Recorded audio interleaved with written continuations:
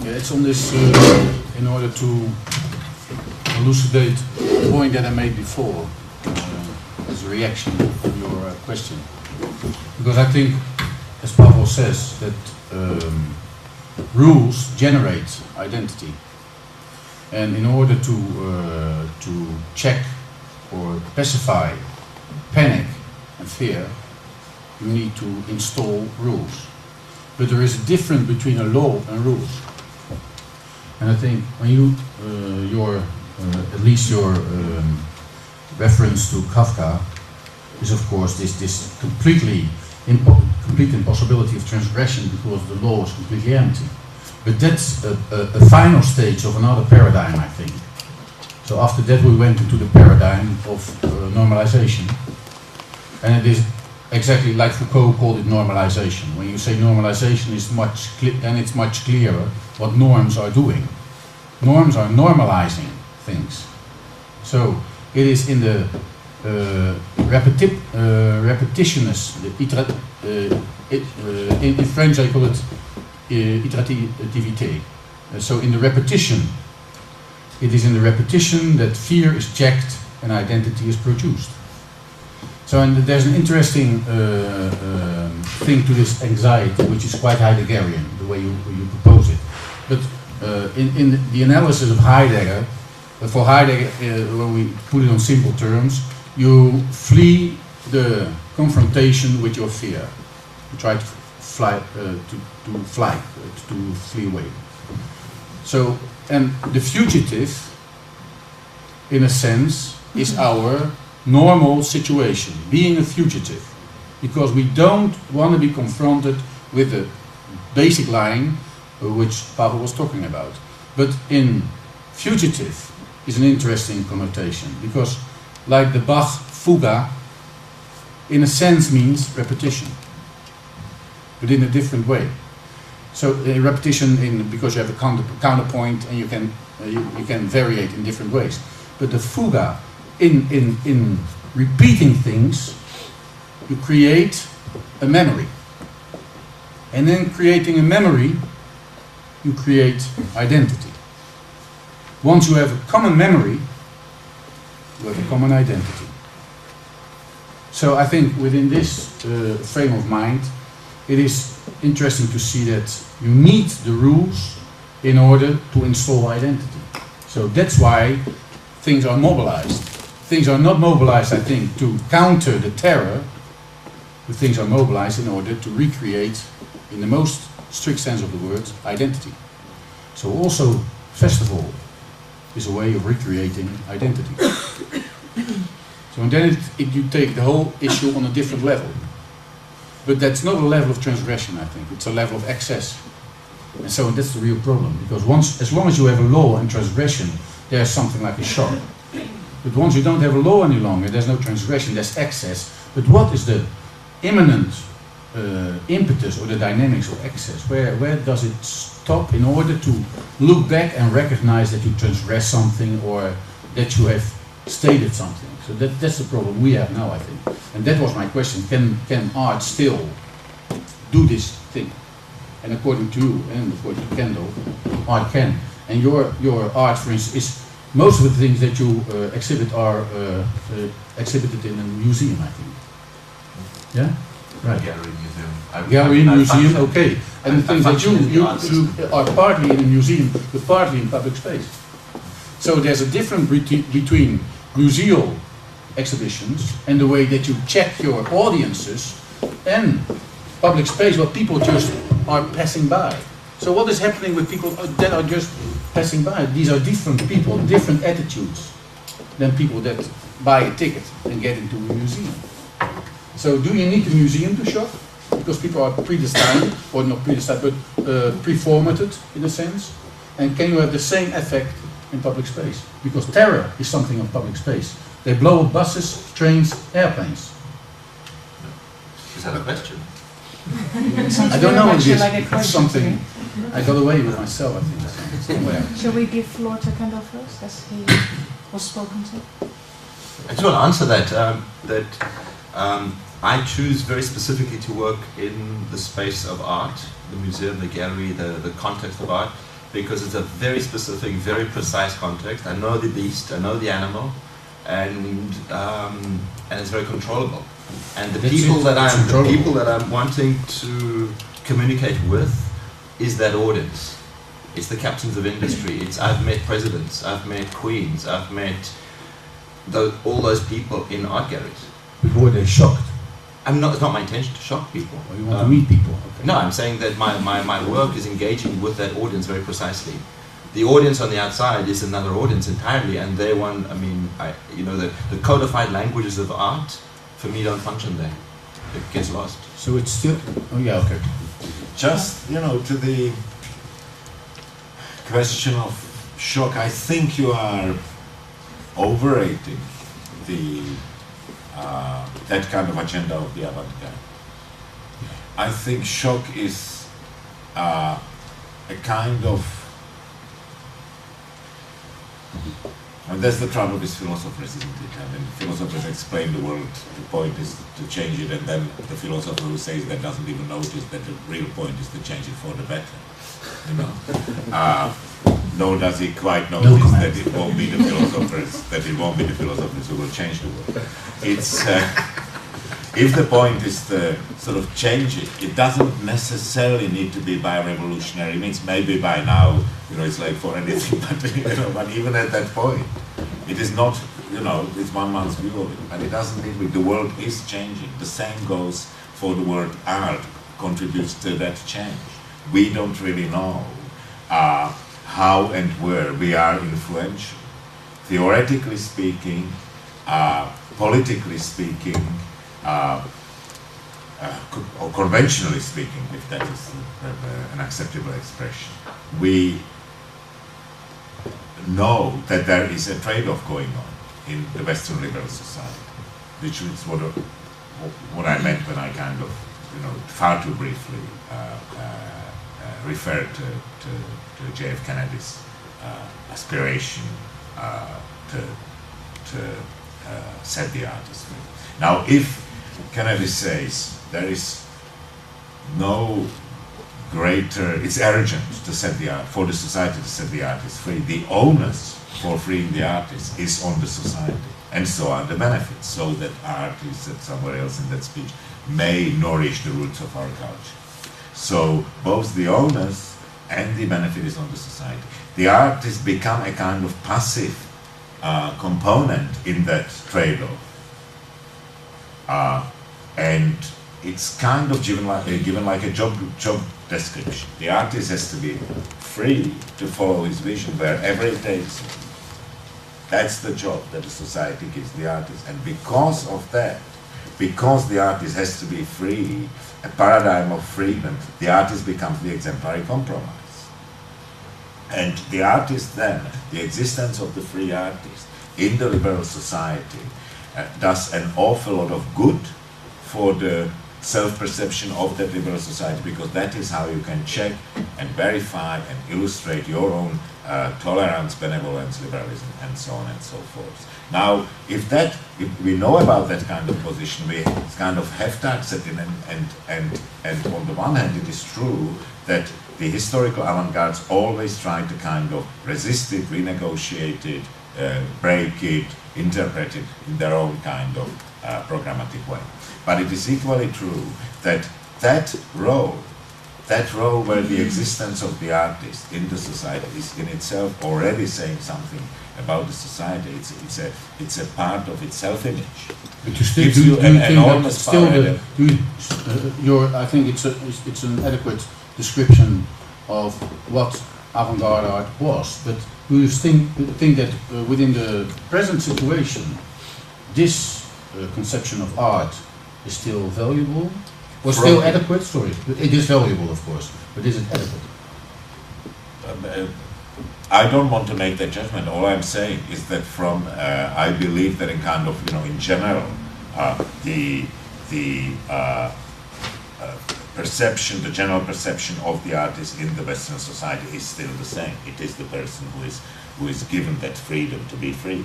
But then only Yeah. for the Western Hemisphere, because Kendall said that that kind of art is only part of this North Atlantic Treaty.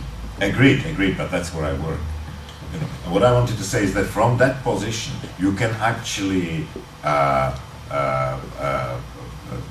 assume, if you like, or you can live up to your responsibility by doing very little. It does not need to be, you know, a programming kind of. You don't need to have an agenda for a change to be an agent of change or an ingredient of change. That's really what I mean. But that means that the only thing an artist in the present situation can do is sensibilize or sensitize its audiences. No, Or this the specific shock situation. perhaps, but shock Oh, on that still kind shocking. of shock on that kind of, you know, not, you know, shock horror kind of level, but to shock by simply constantly proposing, suggesting, and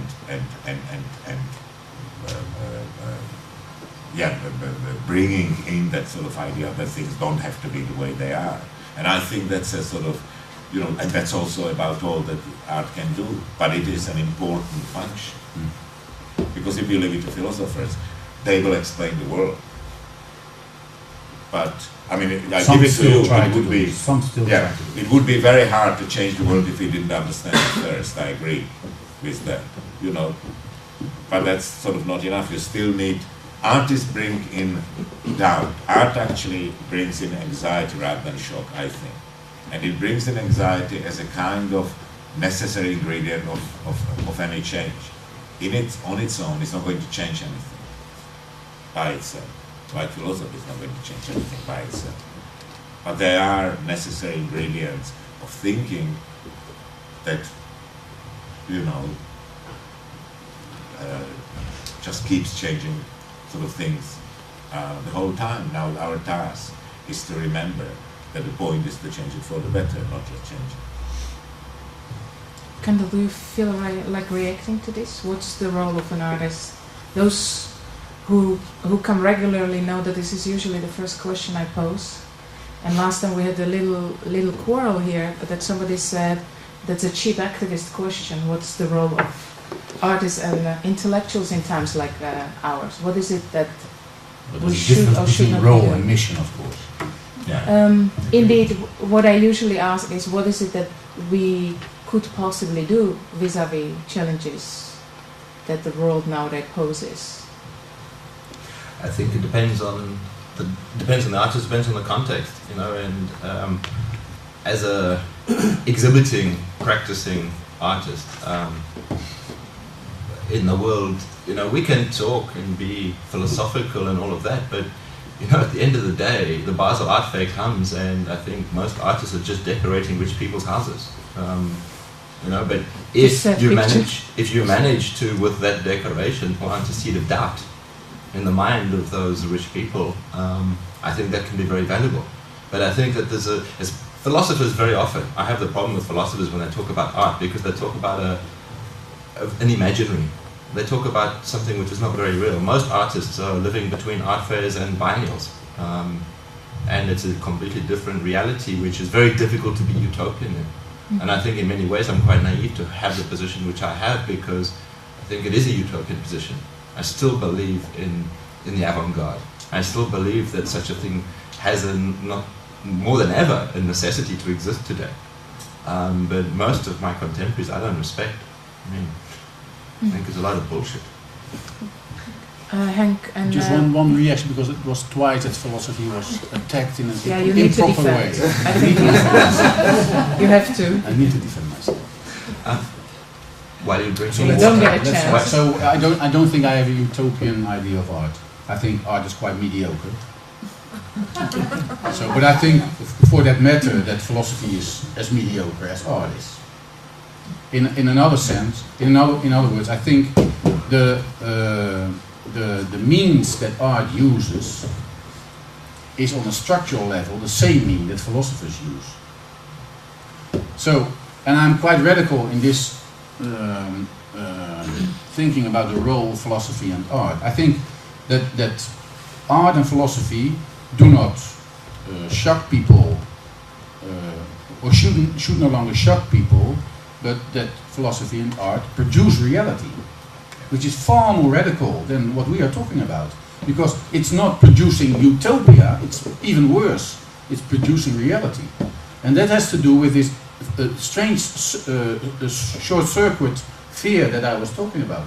If fear has no direction, then there is no reality. Simple as that.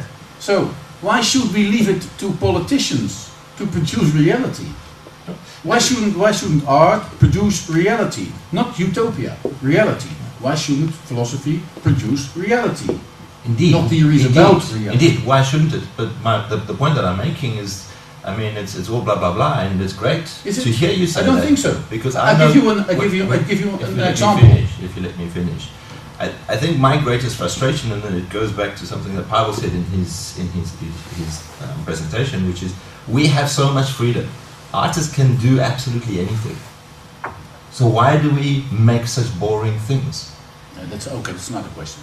I mean, that's not a matter. It is possible to change the world in the way you're speaking, but give me names. No, Which artists are doing that? No, you do Which it again. artists are doing that? You do it again. That's not what I'm saying. Yeah. I'm not saying that you change the world. That is. We are long beyond this point of changing the world. We have to produce. Who's doing that? Well, for instance, let me give a I did say sorry on my part, you know. And you have examples? Yeah, simple examples. In philosophy, at least, but a lot in art as well. A lot as well. So, the idea of Yves Klein, for instance, you were talking about Yves Klein? There was something like Yves Klein Blue. That's nice, isn't it? He's dead. I know, he's dead. Give us some living examples. Okay, but just a simple example. But I'll give you some other examples. So, in philosophy, it is, since the time of Plato, I think, usual that a philosopher thinks about something that nobody thought about, finds a word for it that nobody spoke about, and keeps repeating the word till everybody thinks that it really exists. And then everybody starts to talk about transcendental analysis.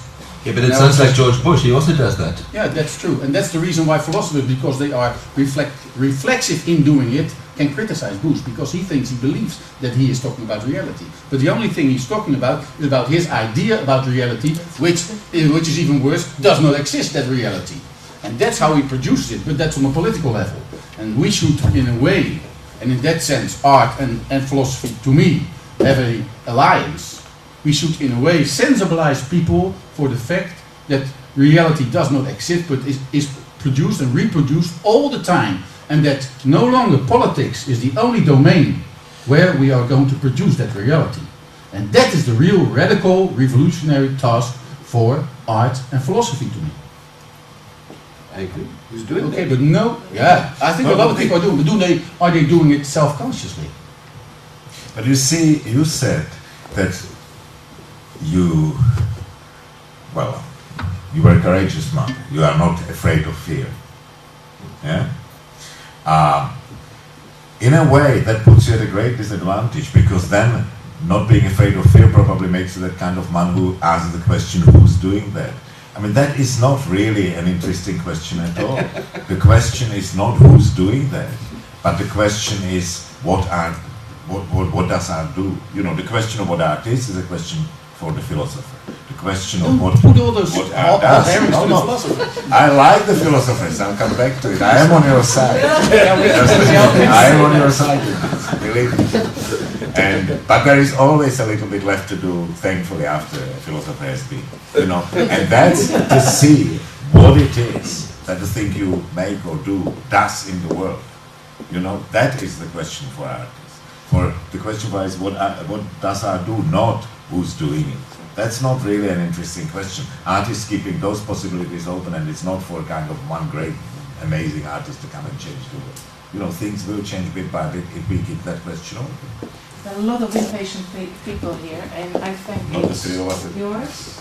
No, Well, it also relates to the idea of identity, and I think part of, well, for me, a big problem here is that the identity given to artists is that of the outside person who's doing these strange things that are not maybe part of reality and at least not integrated with others. So you can do whatever, but people don't feel related to that because they give you this identity of an artist. And I think that's a real problem for an artist to, in accordance with relating to reality. I don't think that's true anymore. I don't think artists are outsiders anymore. I mean, London's a very good example. I mean, artists and pop stars are hanging out with each other, and art has become extremely fashionable. I mean, it's very difficult to open a copy of Vogue magazine, Cosmopolitan, any fashion magazine without. But then you're still an outsider if you're fashionable, if you're a pop star. You're not part of identity of other people. I mean, maybe the philosophy can answer it, but I mean, from my opinion, artists are not outsiders anymore. I don't think they live in that space anymore. Well, I think once artists are part of lifestyling, then they are no outsiders any longer. Yeah. So if art has been so successful that everybody has adopted an aesthetic attitude toward reality, and everybody, as Boy said, has become an artist in that sense, then it's on the level of lifestyling, I think. And then you are no longer an outsider. But perhaps there is another art practice that is not within this strain of thought or this lifestyling thing. And the question is that an outsider? There are a lot of artists that are cooperating with big companies in order to provide them whatever. What do they provide them? Are they critical? Are they hypocritical? What are they providing? Yeah. What is it? So are they sensibilizing those companies for opening up forces that you should take care of? Is it another word for human resource management? What is it? So you're not an outsider when you work on a lifestyle or with a company. But then, the new problem could be that that you're integrated and you're not changing anything anymore. You're just part of this company. But why should you change anything if there's nothing there? You have to produce something. Yeah. It's different from changing. That's a modern concept. That's the idea of revolution. That's the idea of shock and transformation of consciousness. Perhaps we are beyond this, and that's part of the result of globalization. But perhaps it's not a matter of changing, but more radical, it's a matter of producing. it is more complicated than that. Even more complicated. You know, much more complicated. Much more complicated. Because we have not really asked, you know, outside and inside of what. Yeah? On the outside of what, inside of what, and so on. Saying outsiders doesn't really mean that much unless you be a bit specific. And that's in itself good enough reason not to even bring it up in that form. I have no really view sort of on that matter, but I do have a view about the continued condition which Ron Barthes expressed beautifully when he said that in the Western liberal society, culture is allowed to flourish under the condition that it repeatedly reconfirms the vanity of its aims. And that is the general cultural, political, and social, or maybe not social to that extent, condition under which artists work in the society and can actually seek their role and their place in the society. Yeah? You have to make a work which seems to be at once, or your actions in the society must be such that they seem at once central to the society's self-image as a culture. You know, we are the sort of civilized liberal culture, whatever, and totally kind of surplus to the functioning of the society, which, for instance, which at times, like those that we would call the times of war or whatever, are truly central, are indispensable. Art must be dispensable and indispensable at the same time. Now that's really interesting, and when you put it that way, the words inside, outside don't come into it, and yet it seems that the art is something that is only at the it's only inside, only at the center, with kind of one foot, as it were. Another question with that thing? Is it on? Yeah. Yeah, this was really good spoken, I think. Maybe this is not so much a question but a comment, and it was about the role of the artist again, and what you were saying, Kendall, in your talk earlier. If I understood that right, and I thought that was really nice, and it's very simple the way that you wanted the viewers to get in and actually make a decision or start to think for yourself. So you give them some kind of opportunity, and by doing that, you don't maybe get the immediate response. Maybe it's something that happens over time, and I think that's really important, because nowadays I think when people say that art is not important and the artist's role is there's nothing in it, etc., and then it's you always look for these immediate responses, and you have to get something, like you get an explanation, like the work has to speak to you directly, and I think many artists today actually do have the same intention as you, Kendall, and I think that is really working sometimes, but also you have to just give it some time, and that allow people to think for themselves, and then something great can come out of that in the end. But that's perhaps the difference between provocation and sensibilization. So the provocation is on a different level than being sensibilized or sensitized. So for me, on the level of the affect, you are sensitized in a way that you don't understand, not precisely. But being provoked immediately on a semiotic level is connected to your conceptual system. It breaks your conceptual system.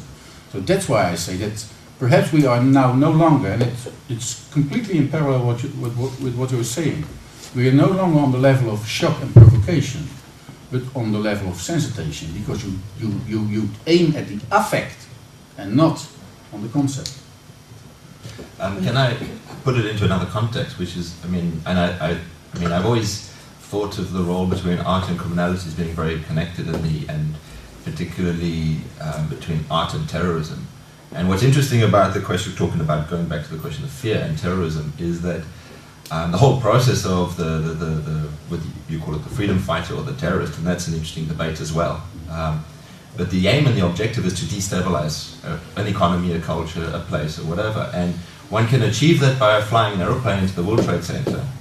But you can achieve the same by making a phone call and lying and saying there's a bomb in the World Trade Center. So you can, for instance, shut down London for a day on the threat of a bomb as effectively as with real bombs. You put a little bag in the middle of the central station in Utrecht, and it takes them 4 or 6 hours to understand that some old lady left the bag. Yeah, but in the meantime, the economy is destabilized, the functioning of the city is destabilized, everything falls apart, which achieves the same objective but without the violence. Yeah, but the problem with terror is that terror is the concept of terror is based on anticipation, violent anticipation. But it can't. That is a necessary condition, but it's not a sufficient condition. Once in every time, you really have to do something. Yeah, sure. So a phone call doesn't suffice. You have to fly into the building as well. Yeah. Once in every time. So You have to have exhibitions sometimes as well. Yeah, you have to make exhibitions sometimes. So there is some real violence in terror, apart from making phone calls. And the real terror, or the real violence, is the check of the anticipation. Indeed, and what I'm saying is to then go back to the context of art, is that in placing the virus of an idea within a system can have a long-term impact where things do change over a period of time, and it's not an action-reaction sort of thing where you walk in, you see a work of art, you burst out crying and you say, oh my God, my life has changed. That's not going to happen, but I think that in conceiving of the artist in those terms of destabilization, and sometimes you need to do physical things, and sometimes you need to do psychological things, or merely the threat or the idea of things can be sufficient to I guess it's like your flickering light in the toilet. Yeah. But only because it has to do. Art has to connect to something that in the political reality that contains the real violence that art is anticipating on. So it's not closed in itself, this experience of art. There has to be some outside, or it's not an outside, but a supplementary move, which is political and which is real violence. But there is an outside, and there has to be an outside. If there wasn't an outside, it would never work. I mean, when art works, is when you turn away from the artwork, and the world appears to be different. But is that an outside? You know? Now yes, outside world. Well, you use the term outside.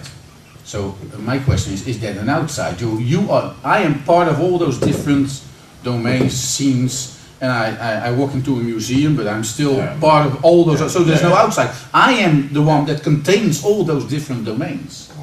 So there's no outside. And for the border, for your borders, for that matter, I want to make the point. You mean the American bookshop? Is it called the border? Borders. Yeah, borders. Okay, yeah. No, but of course, like war, border, I used it in a juridical domain, right? So, and I think that that war really changed because these juridical, and it's about sovereignty. It's not about you being checked somewhere where you have to get into a plane. That's different from borders. We always thought that that was a border, the ultimate border. When you went from Holland to Germany, there was this thing and they opened it and you have to show something and there's the border.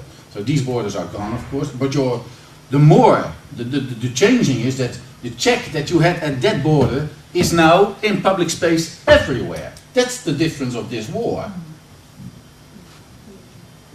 The border is everywhere and that's why there is no border. You are checked everywhere, surveillance.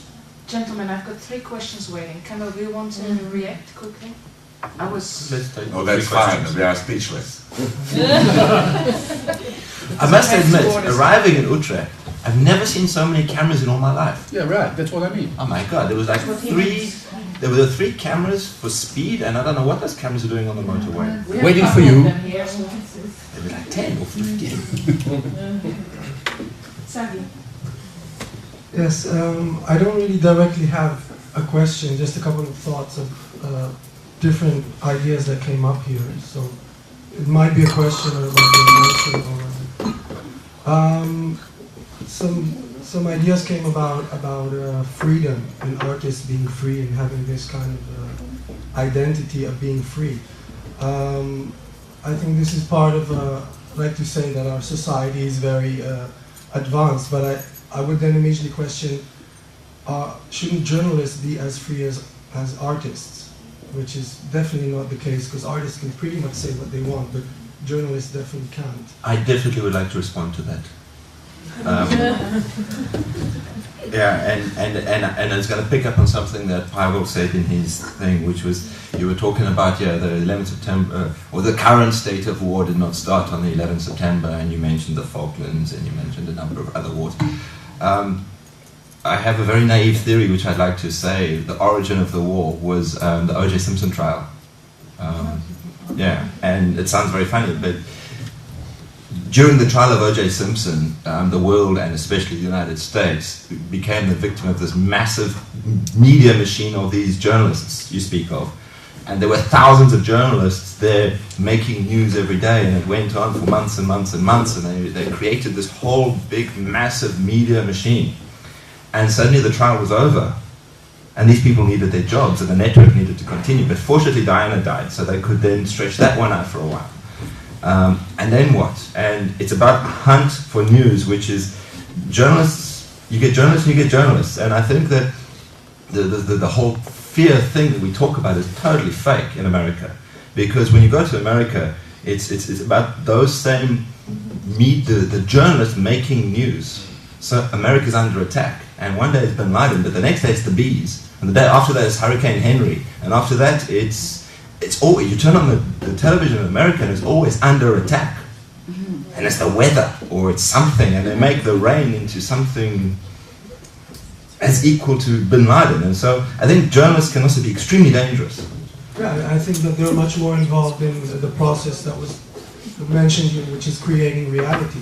Maybe much more than politics. I mean, the politicians Together with follow the rules of that game, which not like there is direct power in the journalists, like a room with a few of them that sit and make a scenario, but they do make certain rules that politicians even have to play by. It's very simple. They want to make you scared, because when you're scared, you don't turn off the television. And when you don't turn off the television, their advertising agents are happy. That's simple. So that's what I call mobilization. Right? Yeah, in certain Simple. terms, yeah. And maybe a question about your museum work, or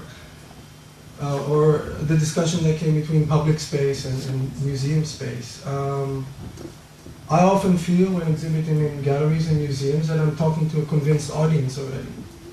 So it's like you say, you know the beast, you know the game, you can end up a winner.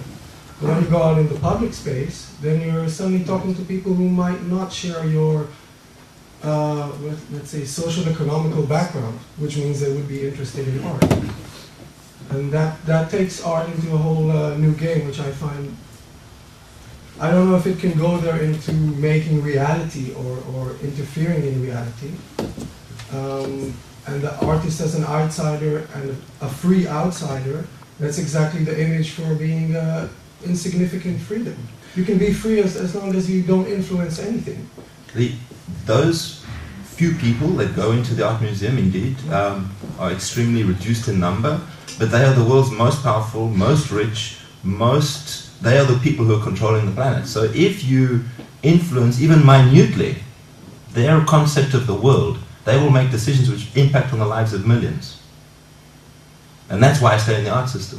Yeah, but changing the world for the better, remember, not just impacting on the lives of the millions. That's what they do every day. I don't want to get into this question about good and evil, better or worse. I think that's very complicated, and I don't know what better is. I was the side of the better, but yeah, I don't think we're living in a good world right now. I mean, I think you said earlier that. Yeah, hope for the better. It's the best of all worlds. Yeah, and you look at nature. There's only one world. And look at nature. We've destroyed nature, and the planet has completely been destroyed. And we think that this is sophisticated. It's the only world we have. Can I just? We're going to employ a good moderator next time, because I cannot get all those questions. Yeah, bad partners, you are good moderator, but can I 30 just seconds. reply very Yes. briefly to that? 30 seconds. 30 seconds. Yes. The idea, certainly as it was presented by an American president, of the need for the society to set the artists free has kind of two different readings which are really intermeshed in a very kind of complex and substantial sort of manner. One is, of course, a rather kind of romantic vision of how art works. You know, you cannot impose any external constraints on it if you want it. That's the kind of, that idea. But in parallel to that, there is a much more problematic notion, and that is that society has to set the artists free because nobody else can be free, and yet it is a free society. So who is going to be free in the society where you cannot be free? That's where your rules come, that's where the manipulation of fear comes in, and so on. Somebody has to be free, otherwise the whole society cannot insist on being free, cannot proclaim itself free. And that's really the kind of interesting point of that comment from the mouth of an American president. I can see Henk would like to add. Yeah, but it's an immense responsibility for the artist. But you can, of course, take other groups as well. You can say, let the children be free or something like that, Right. So then you don't need artists. So you don't need artists. Then you make an effort to free the children, give them good education, and then perhaps something else happens. So that's not really, I don't think, this is quite not an elitist, but it is a quite utopian ideal. I don't subscribe to it, I'm just trying to interpret what I said. In a minute. You have to wait, huh? Horrific, I know. Mirena? Yeah, I wanted thinking of the last time and the day and the time before. My question comes from that direction, and that's what if we create silence? What if we try to do nothing? The point is that there is such an overkill of everything. So by making art, you are making just another product. My big problem with this society is that I'm forced to consume so many things. So at the moment, talking about the same subject, in a distance of 1 kilometer, there are sitting theater people talking of what is our role in society today. We don't know about them, they don't know about us. They are my friends in Amsterdam, visual artists, that belong to this discussion, but from somewhere or another they belong to another domain. That's why they are not here. So it's so much already in the air, out there. How to make sense out of it? And you can't. For me, it's a problem to pick up the right things. And sometimes, as artist myself, I have a problem creating another product actually. So there was Boris Budak two Saturdays ago, who said, "Why don't we do nothing?" There was a reaction. It was in the context of a discussion about the role of a public intellectual, and discussion about Noam Chomsky voted to be top amongst public intellectuals, and Boris Budan was trying to show where he makes wrong statements in his opinion, and that was Chomsky was advocating a need for freedom of speech, where Budan was saying, you know what, I was reporting in the midst of a front line in Croatia during the Bosnian War. We could say anything. It wouldn't change a thing. And my question, okay, so what do you as a public intellectual need to do? He said, I'd like to suggest let's not do nothing for the moment. Yeah, but there is an imperative to communication in our situation, an imperative to communication, and I can understand that you use silence as a strategic moment within the imperative of communication. That's a strategic moment. So from this moment, in this context, I don't say a thing. That's possible. But in not saying something in this specific context, you anticipate a different reaction on your silence. And that's the communicative level. So silence is not something absolute. Silence is a strategic moment that you, in ex negativo, you can say, you admit to the imperative to communicate. And as long as we have an imperative to communicate, and as long as we have a visual culture that has taken over the communication from speech, we have a problem with silence as a real strategy on the long term. So it's only tactical perhaps that you can, in a specific context, that you say, because you want me to say something, I don't say a thing. For instance, when there's a terrorist attack, all the allochthone people are asked, what do you think about this? There's an imperative to communicate their innocence or their non-alliance. The moment they don't say anything, they make a strategic choice not to say anything. And in that sense I can understand silence. But then silence is a function of communication. But when the public intellectual stays silent, he or she is already saying something. That's what I'm saying. So you can't escape from that. I mean, I think it's like anything in life. It's about a context. There's a time to be silent and a time not. You know, it's like ACT UP in New York. The campaign is silence is death. You know, silence in Nazi Germany was a very bad thing. You know, there's a time to shout and a time to be silent, and it depends on how you sit. I mean, I don't know if what's very confusing in such a context is, I don't know if we're talking about art or if we're talking about Bush's like stupidity. I mean, are we talking about life and politics and like real things that we need to do in a physical world, or are we talking about the problems of art and how those, I mean, and of course those things infect each other. And I mean, and I would say the question about silence would be applied differently whether we're discussing the problem of art or the problem of life. Charles? I wanted to question a little bit this production of reality, and I think it came up already with the question of the media. It seems to me that what worries me about what you're saying is you're fundamentally saying that artists and philosophers should compete with the production of reality that's going on with the politicians and perhaps with the corporations, we can say. Now that competition is being fought over in the media space. Of course, the media space has its own interest, but fundamentally it's being fought over in the media space.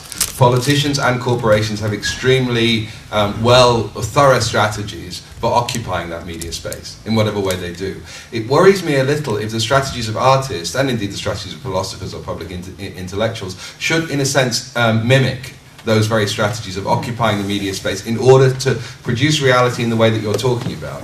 I think art has always been busy with producing reality. I do not think it's something which is new. I think the avant-garde that you talk about was precisely about producing reality, and I think even a pre-modern form of art was actually about producing reality. So I think it's not something which we should see as a radical step from an idea of shock to an idea of production of reality. I think this is something which is consistent in art. Yeah. The question for me is I do not believe that art should be competing for space within the media where it is occupied by politicians and by corporations. I think there are other methods of communication. I think there are other methods, and I think they work on the local. I think they tend to work on the micro level. But I think also that the important thing about this is the media space itself has an agenda, and it's an agenda of simplicity.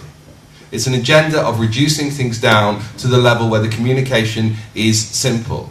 Now, if you deal with simplicity, you only ever get to where you know you're going to get. You could only ever get, if you deal in terms of simplicity, then you only get, in terms of a thinking process, to where you already know you're going to get. You get predictable outcomes. Now, what art should deliver is unpredictable outcomes. And that unpredictability involves complexity. So therefore, I think the forms of communication that the media has are actually unsuitable for the kind of discussion we're having with art. So therefore, I would question not about the production of reality. That's for me is a given. But the strategies for doing it. And I do not think that the artists, or I may hesitate to suggest the philosophers, should compete with George Bush. I think we have to find other means. Some of those means are within the art world, some of those means are within the internet, some of those means are yet to be discovered. But I think those means have to be worked on. On a community level as well? And that can also be within the existing art institutions. But I think that's what's at stake. What's at stake for me is to resist the media. Is to overtly resist the media. I think it is, because I think it's a question of simplicity and complexity. But I understand that for you it is, but I don't think it's an either or question. To make it more personal, you won't see me that quick on television. I've been there for 10 years, 12 years now. And so twice a year they'll come to me and ask me, well, do you want to do this? And then I have my specific criteria. Live, this is the first thing, because when it's live, I can do everything, right? Second is, at least half an hour speaking time, because it's complex. So you can work on that level with those media. You end up with the VPRO, of course. You end up a bit with VARA, but they wanted me in that program last time on 80 jaar VARA, but I didn't do it because they don't meet my criteria. So you can do it, but you have to state your criteria. And then if it's forceful enough, they'll give you the time. But that's why I say it's not either or. You can get into that system and do a few things, but you have to have a very pluriform strategy. Just a tiny follow-up, because we're talking about the Dutch media space. The Dutch media space is under tremendous pressure. You know now, the 3 channels, the 3 public channels. The kind of things that VPRO are doing now are less than they were doing 5 years ago, and in 5 years' time there'll be even less chance of you getting on. And I think we have to accept that reality. Yeah, but that's not a reality. That's not a reality. We have to accept that condition, and we have to anticipate it and find other means. Yeah, but this reality you are talking about is perhaps the transitory state we are in now.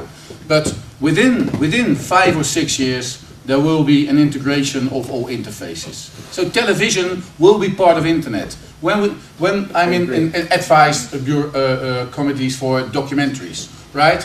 Now we are changing the subsidy system, because when you make a documentary, you have to find a public or an omroep, broadcasting that will in advance say we'll broadcast it. Now We are changing the system, and you don't have to have a broadcasting.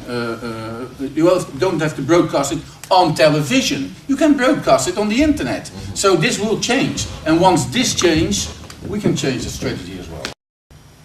It's possible. Question here. Yes. It's a bit parallel to what Charles was focusing on in relation to your proposition or your constatation that art as well as philosophy now produces reality.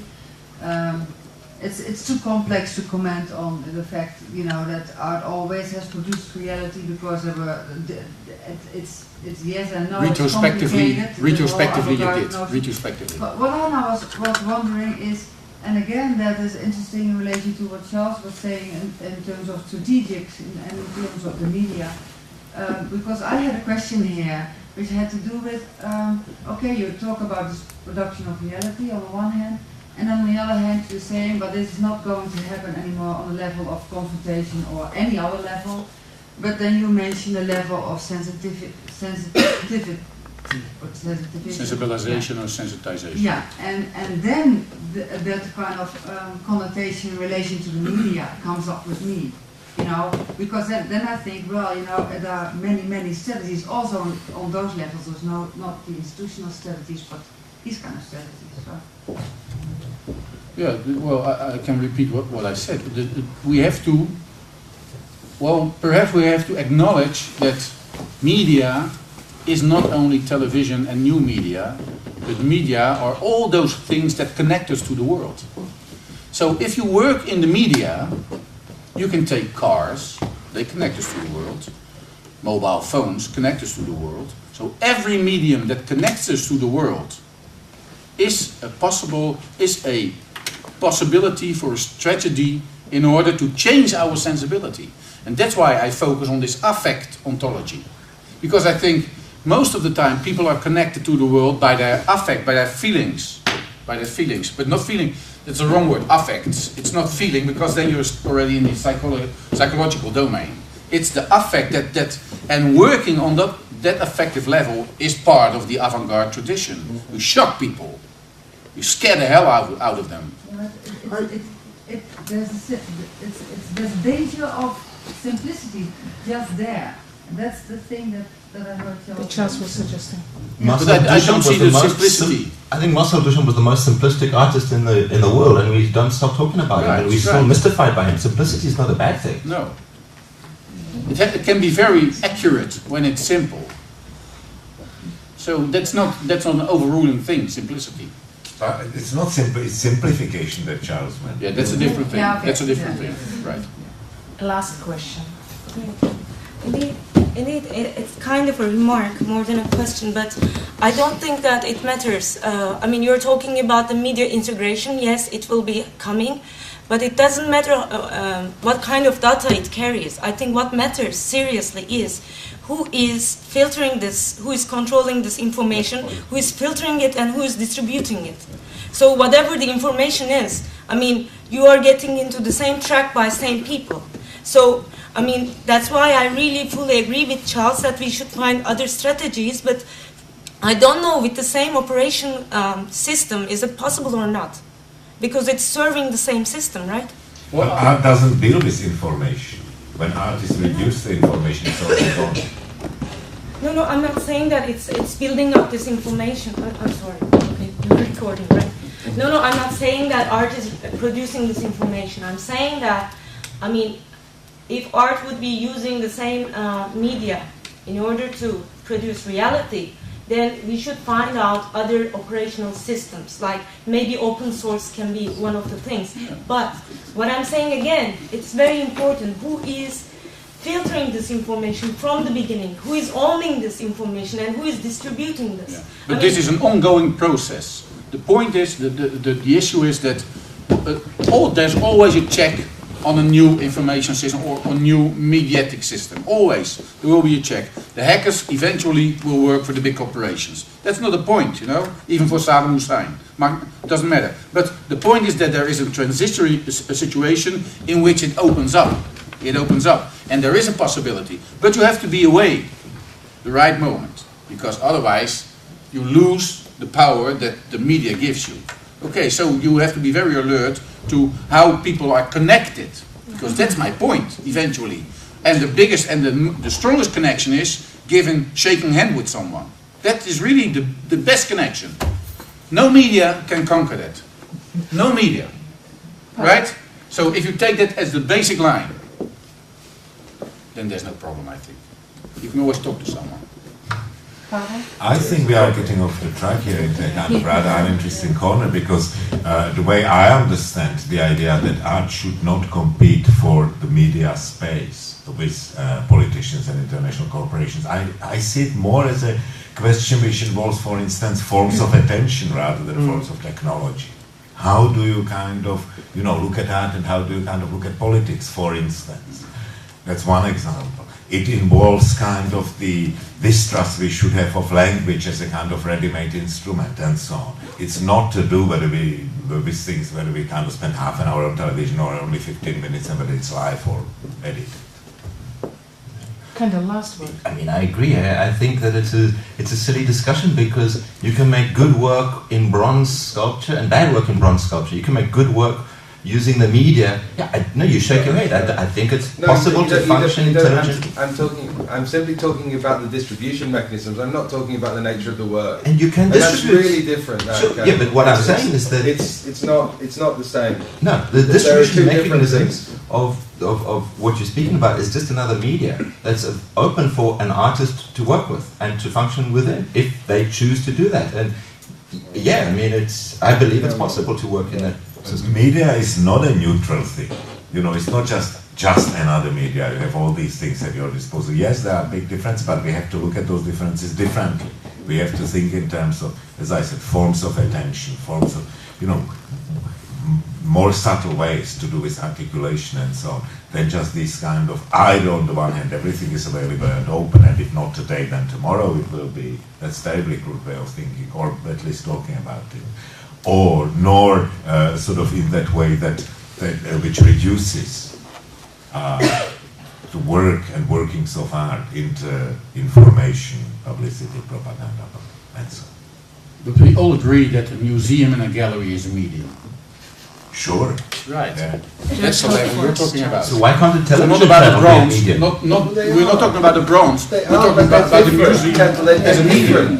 And the way you produce reality, which is what we were talking about, is through the media as we understand it, which is the mass media. Yes. And the museum and the gallery do not belong to the mass media. No, but it is So a that's medium and has the difference. same That's nothing to do with distribution. An artist's No. production. Now You you are have to going get them apart. now you're going into a direction where you lose the point, because the museum organization. Okay, but the museum is a medium with the same problems of distribution and the same entry problems and the same exclusivity as the new media or the mass media. I agree. What I'm saying is we need to find new strategies so that we can avoid that problem rather than compete on the same ground as everybody else. That's what I'm saying. Yeah, okay. Thank you. I agree with you. Thank you. I hope you will agree we had wonderful guests today. Thank you very much. And I hope you agree we had a wonderful audience tonight. Great. Thank you very much for coming. Don't forget, this is not the end. Next Saturday we continue talking on rhetoric. So I hope to see you all day.